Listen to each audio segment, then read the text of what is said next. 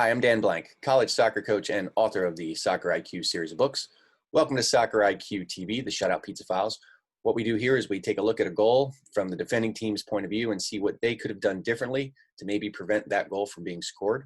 Today we're going to look at a goal from a Division I women's college soccer game, and there's a lot of things going on in this goal that we haven't talked about yet, so this will be a pretty cool one to break down, and I hope you enjoy it. All right, so let's first look at this goal at regular match speed, and then we'll come back and slow it down and dissect it frame by frame. Okay, to set this up, the white team is attacking a goal to the left of the screen, and what we're going to see here is a quick counterattack.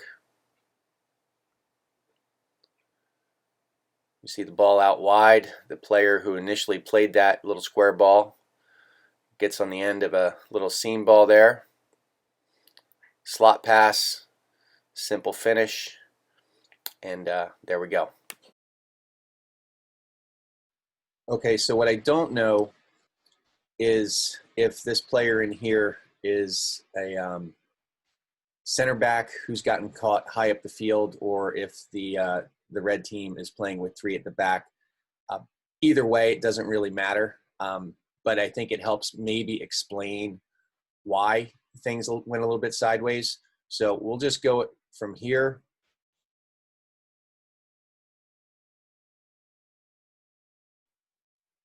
And one of the things we have to realize at this point is that this player here is in a better position to confront the ball than this kid who's playing as the left back here.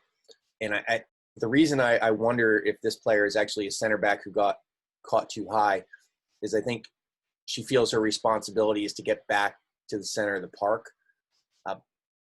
Even if that's the case in this situation, we're better off ad-libbing and letting this player slide out wider to confront the ball carrier. And you get a better look at it here, okay? Eventually what happens is the left back is the one who kind of steps up to confront the ball. And in her case, if you have a player who's higher than you who can confront the ball, then you let the higher player confront the ball and you drop off and put another number behind the ball. But that doesn't happen. And we'll see here. Now we basically have two players kind of caught in no man's land.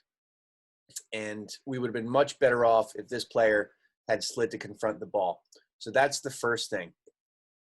The second thing, and we'll show this again, is this player does a really smart thing right here. She senses a little bit of an offside trap, and this is my favorite place to actually, if you're gonna institute any kind of offside trap, so to speak, or an offside stop, this is the place to do it. You got a player who can't see the rest of the back four running forward, and most of the times this forward, as a matter of fact, 99% of the time, this forward is just going to keep bombing past this player as she steps to confront the ball. This kid is smart enough to sense that there might be some offside trickery going on, and she puts on the brakes for just a step.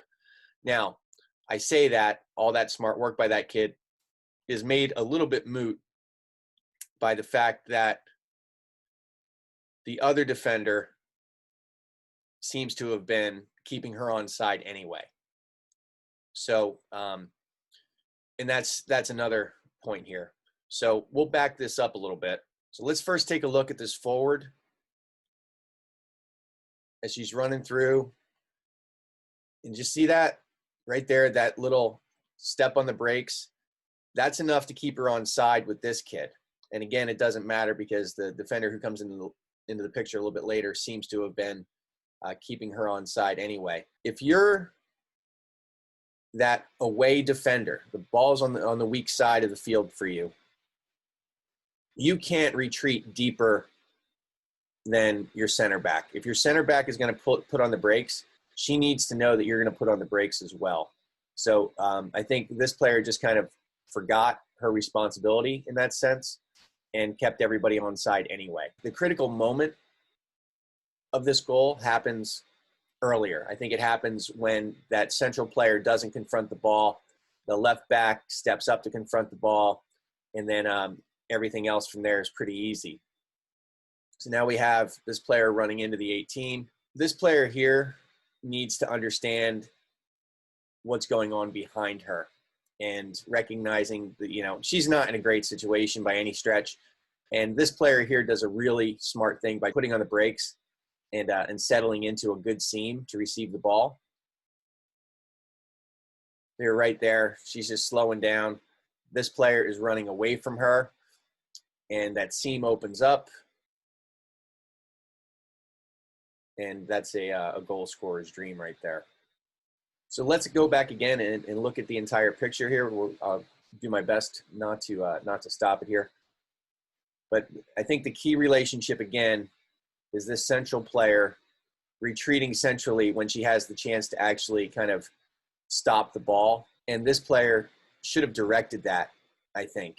You know, if I was her, I would be telling this kid to step on the ball, all right, and just let me drop off a little bit more. Instead of either of the players being in a good position to confront the ball, we end up with two players, like I said, in no man's land. So if the higher player confronts the ball here, the 7 can drop off. Instead, that pass beats both of those players. The goal scorer settles into a nice little seam near the penalty spot. And that's right out of finishing practice 101. Okay, so that situation between that central player and the left back, that's a situation that pops up, I don't know, fairly regularly. And if there are two members of the defending team that both have the opportunity to confront the ball, you want it to be the higher player. Whenever possible, let the higher player deal with the ball and let the defender deal with whatever's going on in front of the ball. All right, that's kind of the simplest solution. And like I said, I think that the central player, I think she felt her responsibility was more towards the middle of the park, and that's why she shied away from it. And what you ended up with was two players, neither who fully confronted the ball and neither who fully tracked the runner who ended up serving the ball that led to the goal. So that's a helpful and relevant situation that I'm sure your team's going to encounter from time to time. So this might be a video worth sharing with them. I want to thank you for joining me again, and I will see you next time.